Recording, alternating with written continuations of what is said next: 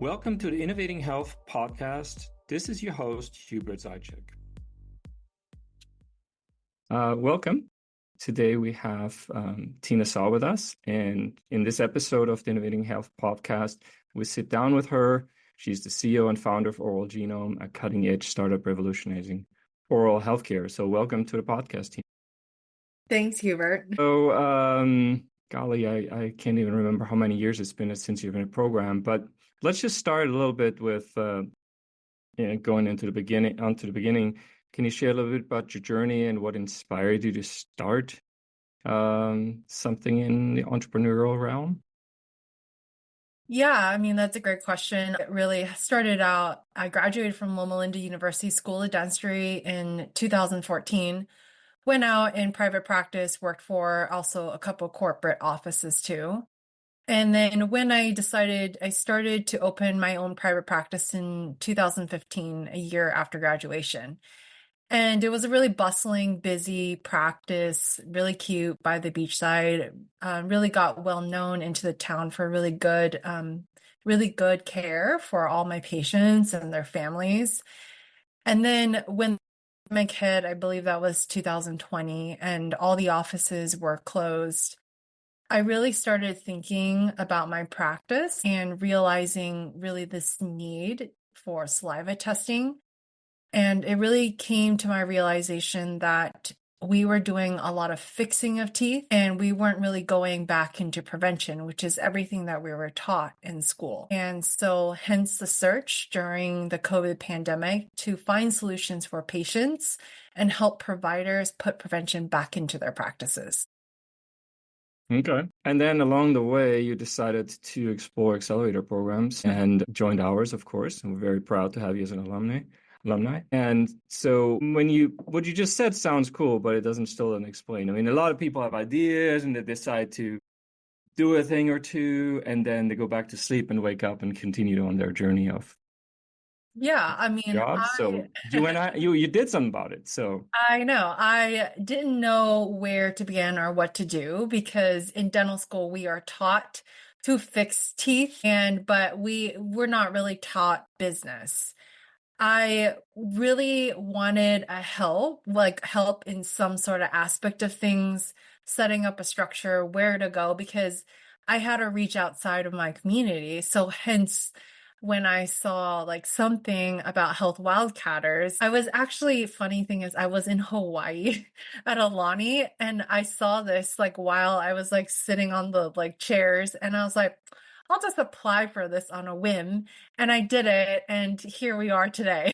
Okay. I haven't heard that story. So that's what you do when you're in Hawaii. You Google. What did you, I mean, okay, we're totally going off script here, but okay. How did you just apply to a bunch of accelerators? No, I actually I think it came through some email or something like that. And I happened to have a pitch deck and idea ready. And so I was like, well, it doesn't hurt to apply and see what happens. And that's what I did. Okay. Well, that's awesome. So then you got accepted. Of course, we had a great time having you here. But when you think about the accelerator program, and what aspects of the program were had the most significant impact on you, or how did it shape your vision, or did it change anything, or time to tell? I think for me, the most impactful thing of the Health Wildcatters Accelerator program was the weekly pitch practices, and that we were forced to pretty much be able to pitch, without any scripts or notes or anything like that. And every week we had to refine this pitch deck more and more. And so I think that was really impactful for me because I learned to talk on the fly about things, and also that elevator pitch every time a mentor came in or we had a roundtable. I feel like we practiced that elevator pitch. That's like a 60 to 90-second elevator pitch. I think that was impactful because I feel like there's a lot of great ideas in the world, but if you can't communicate why someone should utilize your product or buy it in under 60 seconds, then you've lost that person or customer. So for me, that pitch deck practice was about how do I get that pain point across and really push through why my solution is the way to fix that pain. Yeah. Well, yeah. So for anyone listening, the weekly pitch practice is simply you try a 5-minute pitch. The difference is you do it in front of an audience. The audience is a friendly audience. They are mentors and investors, and this is not to be accepted into the program. You're already in the program. So all the feedback you're getting is to make you better. But at the same time, you have a live ability to test whether people understand what the heck you're talking about, both with your elevator pitch, which you're going to be using probably 100 to 200 times in these 3 months. You're going to be explaining your startup over and over and over. And as you do that, you figure out what is better, what is less good. But the 5-minute pitch really is kind of it's a little bit of, you got to step up on a stage and give it. So not for, if you have some stage fright, this will hopefully take care of it a little bit. Once you've done something many times. Kind of, is there anything that has changed in your perception or anything? And I won't put you on the spot, maybe the one, but that really kind of led you into it, kind of some secrets unlocked, or was it really just about getting the message nailed? I mean, I think what you said about stage fright, that's a huge thing because I was always like super shy and things like that. And so I would say that it worked me up for that pitch practice to not have stage fright. And actually, that's something that's impacted me a ton because I now regularly speak and I have no issues, and I feel like a lot of things become very unscripted because I really have nailed down my message and I know exactly what I'm saying and why we're doing things. Yeah. Well, then, you're trained now and a pro. Tell us a little bit about oral genome. How does it work? What are you doing? Yeah, oral genome is a point of care saliva test. And what that means is that you're going to get results in real time under 15 minutes. What we have you do is collect your saliva, spit on a test card, and then you take a photo of it just like a mobile check deposit. And we give you results and recommendations about your risk for caries, which is cavities, gum disease, periodontal disease, and diabetes. So that's really what my startup does. We really right now sell into dental offices. We work with insurance companies. We work in public health. Really, for us, this technology has been used to increase access to care, to be able to have patients in their home or in an underserved or rural area be able to get some dental insights about their oral health. Okay. I know there are many iterations to how you got there. I mean, many iterations to get to the product you have today. And obviously you had to have a lot of helpers along the way and people you met. Do you have can you give an idea of the type of people you kind of spend time with over time? Like you got to know a bunch of generous people probably in our program and outside. What were some of those people that you don't have to name them if you don't want to, but that kind of helped you along as you needed to build and make decisions, like where do I make the Yeah. product? How do I sell it? What's my strategy? What's the pricing? Do you have some Yeah. specific areas where you say, you know what, that's an area where I knew nothing, and then I said, put it on my list. I need to find someone that has this expertise, and then got your check mark. Yeah. I think for me is I actually started with a lot of the mentors within the Health Wildcatters network, and they would really help me, you know, talk through some of the concepts and the things that I was trying to achieve. But it wasn't just that, they always connected me to other people who would then, had those type of solutions or people to help me. It's crazy because I found the scientists on my team through actually one of the Health Wildcats mentors connecting me with somebody else who then connected me with these scientists, and they connected me then to a manufacturing team. And that's kind of how like the foundation of the product became. I think that like these, for me, it's hard because like I'm a very prepared type of person, but in a startup world, you can't really predict everything. And I have whiteboarded so many times like my product, but I feel like things just kind of like naturally come those next steps for you. And then you go search within your network who then knows somebody else who knows somebody else. And you just kind of it's like a handshake that goes through. And then you figure out who are those right people. And then from there, I found the advisors that kind of fit to my personality and the way I thought. And then who also found employees that way, mentors that way. And that's kind of how I went about it.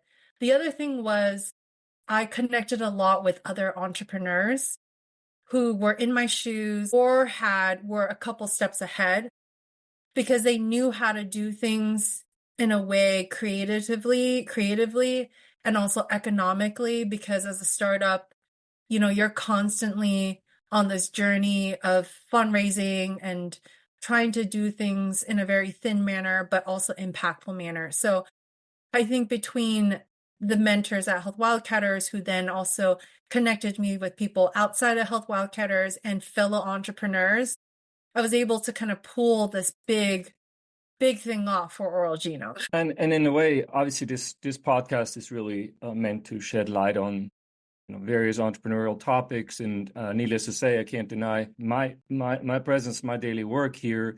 But what you're saying, in a sense, is that you talk to many, many people who then referred you to many, many more people. And within that referral cascade, you found the right people. And I think one of the not often discussed secret weapons of an accelerator is that you start with a large pool of able and willing people who are willing to just help and listen and talk to you and connect you. You have a few hundred people like that, I think you're armed and dangerous. And that doesn't mean they all have the answers. They don't have all the solutions. But amongst the group, there's sure as heck somebody there knows the right person. And that's the hope, obviously, for us, that we can accelerate that process, because it would take you, I don't know how long to take that many meetings if you had to gin them up all one by one, and just, pinging people on LinkedIn or hitting them up at conferences. So that's a good example of you applying it. Now, I will add too that you took full advantage of the program, which is another important step. It is, I call the program a buffet. You make it into the program, which now is almost 700 applicants to those 10 spots. You're invited to this incredible buffet, but showing up alone in your help, you're going to have to eat a lot, eat as much as you can. This is not a good analogy. Yes, I'm encouraging you to eat from the buffet, but that's what it is. It's there for the taking. And then, believe it or not, some people will just really gorge out. So I guess you did in this analogy, which makes it even a worse analogy. But you take advantage of it. It's there. You will not benefit if you just look at it. It's not going to help. You're going to have to engage. And you did that quite a lot. And so it takes a lot of energy to do that. It takes a lot of, I don't know, not every conversation is going to be your most uplifting one. Sometimes you find out things that you didn't want to hear. So, but you got to get up and keep going with that. Are there any particular obstacles you're willing to share? That doesn't have to do with Health Wildcatters, but things that you ran into that you came to a stop, or you had to change or pivot your product or your approach? I mean, there's always been a ton of obstacles in general. Like, you always solve one problem and then a new one comes. You always try to build the best experience in your head, and you map things out. Like, a lot of our mobile app screens, we're mapping things out on Figma, and then we take all the time to code it, and then we think it's all right, and then we get user feedback, and then we got to scratch it. And so, I mean, I think obstacles for us is really just constantly just trying to overcome any other obstacles, or I would say like complaints or user feedback, to make the product better. I mean, I think with a product like ours that's a biotech, it can be really, really challenging, because a lot of times, like, we will try our best, but some things are just not really capable of fixing. Even if you have money, it doesn't fix itself. Like, there's some things that scientifically are not possible. But for the most part, we've always figured out a way around our challenges. And I mean, other obstacles, I would say, also are deadlines. We have partner deadlines that need to be made. And that's always really stressful to figure out how are we going to meet those deadlines, get those requirements that they want, those modifications that they want, the tech things that they want. And just running the whole operations is really, really challenging a lot of times. And you have to be super organized and in your head know where all the pieces are moving at all times. Yeah. So let's go in a little different direction. Have some pretty focused philanthropic efforts in your organization. And I want to preface this by saying that it's not a big surprise to me that you're already giving back, because you have done that with your peers in the accelerator program, coming back as a mentor, coming back as a speaker, helping out when somebody reached out and needed help. So it's an important piece of our DNA to attract people who have the paid forward mentality and are willing to help others. You one step up on the ladder and you reach down and help them up onto the first step of the ladder as you're on the second. And so if somebody adheres to that and acts that way, there are a lot of other people who then are on that third step who want to help you if they see that in you. And that's been a part of you from the beginning as I got to know you, that you've always been willing to help, been very generous with your time and your network. But you have now done even more than that. You have very formal philanthropic channels by which your very young startup already engages. So tell us a little bit about your philanthropic efforts. Yeah, so I have a 501(c)(3), which is a nonprofit called Harmony Health Foundation. And what we really do is we help people in underserved rural areas or people with disabilities who traditionally cannot get dental care to get them to dental care. We utilize different technologies, whether it's a teledentistry, we also, do oral genome saliva tests, we do AI intraoral photos, we'll do care coordination, we'll do whatever it is to help these people, or do some sort of advocacy to help these people get any sort of dental care. Interview a lot of parents and family members who have a lot of frustration, especially with people who have Medicaid, and there's a shortage of providers to be able to get to see a dentist. We take all of that information and build programs at our foundation so that we can shorten the wait times to get into a dental office, and we also help seek for coverage for dental care. So it's an all comprehensive type of program. For me, I don't think that oral health should be something that only the wealthy can have. I think it should be an equal access to everybody.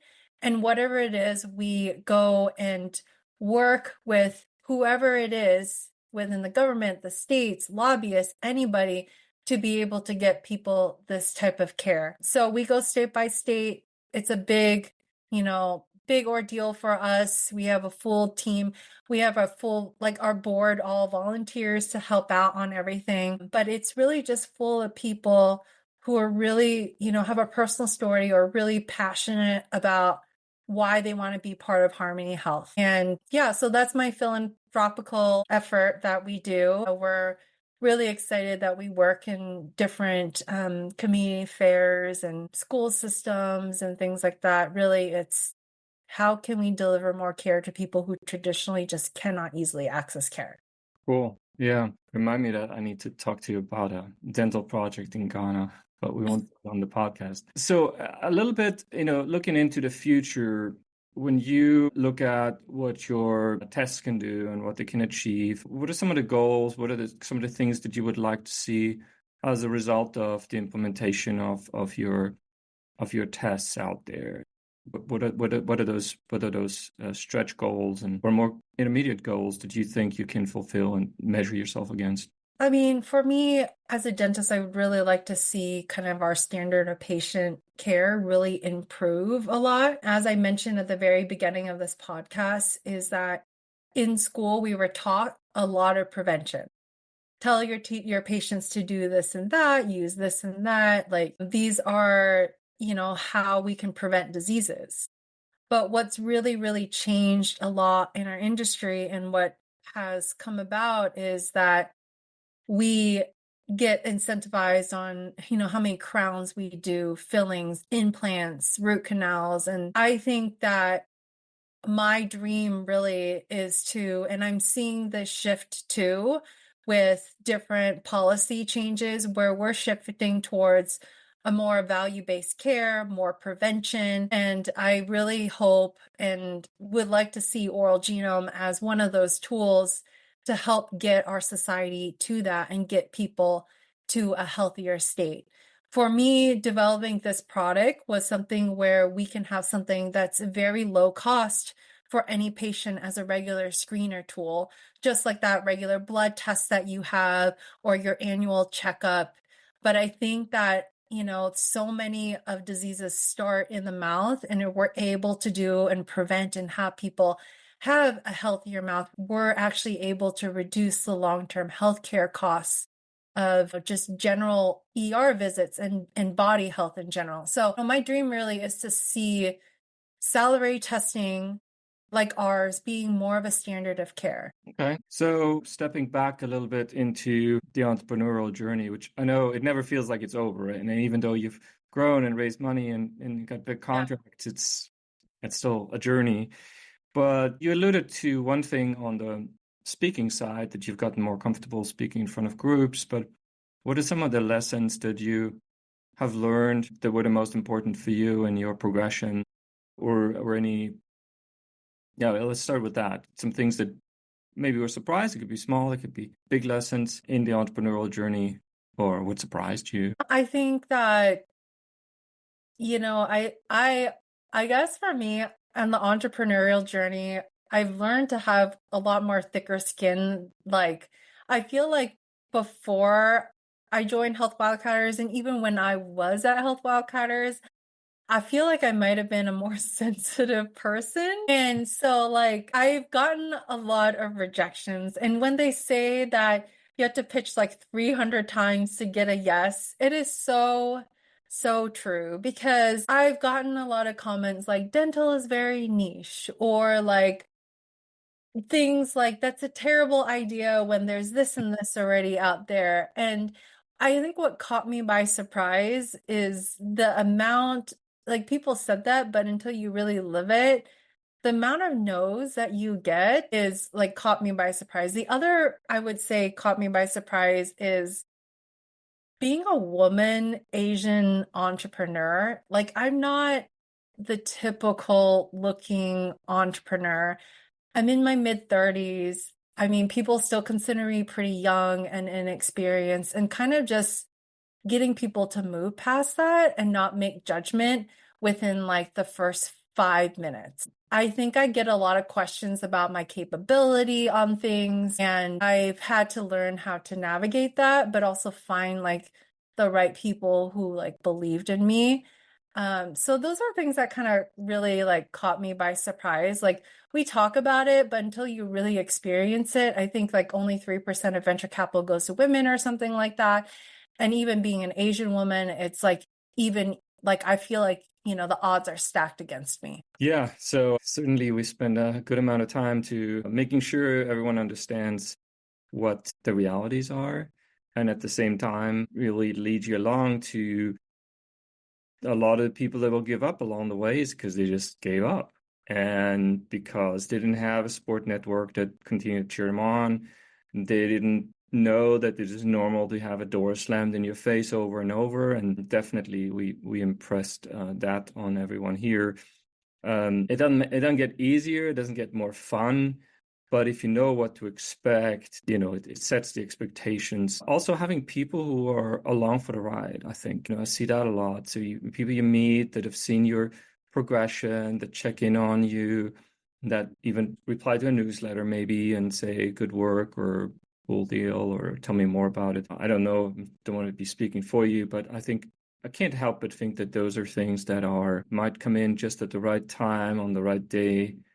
When you've just been through 3 of the rejections of the 300, so you're down to 297 coming up. Yes, exactly. I mean, it's really important to also have your network of friends that like really support you, because and kind of keep you back into check. I think that if you look at a lot of stories of really big CEOs, there's a lot of big failing points, almost failing points that they've had. And so you really need that support network who's been there to kind of drag you through the mud. Yeah, just to like encourage you and get you through.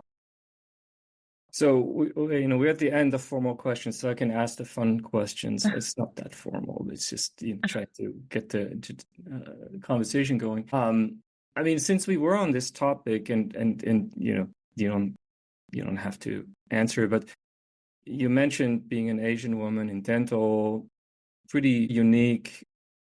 Turns out that there was another one in our group actually that is a friend of both of ours who also went through the program. So you weren't the only one. We have another dental startup run by an Asian. That's pretty unique. But are there any things that you maybe? Well, let me ask you the first thing. So you came to Texas. You live in California. So I mean, you sign up for Health Wildcatters. It is definitely in Texas. I don't know how soon we met and you thought, okay, maybe it's okay after all. Once you got the call to pitch, did you have some reservations thinking, I'm an Asian woman from California, and I'm not sure what these cowboys are gonna think. Any of that cross your mind? Did we I meet would early on? I would pride say, myself in thinking that would diffuse a lot of that pretty quick, but okay, I can't help it. I mean, in your head, it had to go on. I mean, you went there. Sorry. okay, so I have never told you this story. The first week I went in, and I'm not even going to mention who this person is in the cohort, but we were walking down to get like pizza on the corner of a street or something like that. And she goes like this, Tina, I think there's been a mistake. I was like, what? She's like, I don't think we're supposed to be here because like I think there must have been an application mistake. I just don't feel really, really worthy. And we were both women and stuff like that. So I just think it's really funny. And then, both of us are, doing pretty well and stuff like that. But I just think it's like we kind of had this like imposter syndrome for a little bit that was like, did Hubert make a mistake? Like maybe he meant to give the spot to somebody else who was more worthy. No, I didn't. And it's not just me, obviously. So a lot of people voted you onto the island, both of you, and it's a tough process for sure to get in. But once you're in, you should feel embraced and empowered and cheered on by the group that's here. And I think from what I can tell, it worked for both of you. The imposter thing, by the way, that happens to everyone. It's good to have it. I mean, it's good to walk into a process like an accelerator with an open mind, thinking, I'm be learning a lot. There'll be a lot of people who know a lot more. I mean, for starters, a lot of them are twice your age and have been around the block, done multiple startups. So yeah, they're going to know more. It's okay. But no, there was absolutely no mistake. It was a joy to have you and everyone in your cohort that year.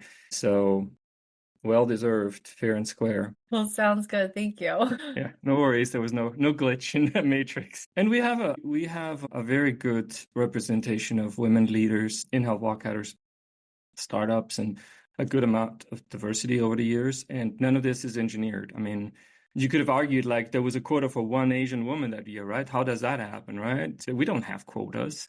If the 10 best are all Asian badass entrepreneur women, so be it. I won't apologize. So I think it's a good feeling to be able to walk in and know there was no extra bonus for anything. And ultimately there isn't in the world out there either for you. As you embark on your journey and continue, you're proving yourself based on your ingenuity, on your team, your idea, and on your ability to pull things off. And that's what we're hopefully playing a part in preparing you for and continue to cheer you on. So I know we're at the end here. Advice, I certainly want to have open mic for anyone that would be at the beginning of their entrepreneurial journey, considering how to get started, what to consider, anything you would share with someone who's 5 year younger you. I think honestly, the best thing I did, and I'm not saying this just because like I'm on this podcast, is actually joining an accelerator program. It's a good starting point for anybody to get their foot in the door, meet people, and learn kind of like the whole landscape of a startup. So I don't think I could have done this without Health Wildcatters. And I really, really mean that. Thank you. Yeah. Well, I wouldn't be doing this if I didn't think it were true. So I think it creates a circle of people around you that have embraced you and are now willing to invest in you, literally and metaphorically speaking, time, effort, money, and help you along, and think that what you're doing is really cool. And it's not a shortcut per se. I think the most valuable thing I can think of is just to tell me what's normal. Just tell me what is typical in this and in that and in that and in that subject, so that I want the startups to be as vanilla as possible on the structural side. And I want people to get excited and apply scrutiny on your business model, on your invention, on those things, but not on the structure, on all the simple decisions you're making along the way, some of which can cost you that interview or that next meeting. Well, I will let you go on to take more investor meetings and more sales meetings and more success. So thanks for giving back by joining us today and allowing us to pick your brain. That's good. Thank you for having me. Okay. Okay, thank you. Thank you for tuning in to today's episode of the Innovating Health podcast. Be sure to follow, give us 5 stars, and subscribe to stay updated to the latest cutting-edge innovations and revolutionary ideas shaping the future of healthcare.